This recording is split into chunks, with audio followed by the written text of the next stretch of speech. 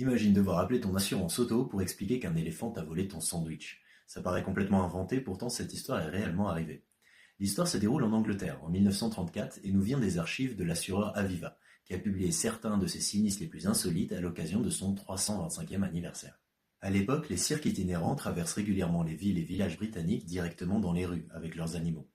Les archives ne sont pas très complètes, mais c'est ainsi qu'un beau jour, un conducteur est parqué, probablement en train de passer sa pause déjeuner dans sa voiture, une Morris Minor, véhicule anglais populaire à cette époque et qui ressemble à ça. Son repas est posé à côté de lui, tout semble parfaitement normal, jusqu'à ce qu'un cirque passe à côté. Parmi les animaux du convoi se trouve un éléphant, et visiblement cet éléphant a très faim. L'animal s'approche du véhicule, passe sa trompe à travers la fenêtre ouverte, attrape le sandwich, le dévore, et décide même de continuer avec une miche de pain entière qui se trouvait aussi dans la voiture. Le problème, c'est qu'un éléphant n'est pas spécialement délicat quand il fouille dans un véhicule. En essayant d'atteindre la nourriture, il endommage la camionnette et casse une partie de la vitre. Le conducteur se retrouve sans sandwich, sans pain et avec sa voiture endommagée.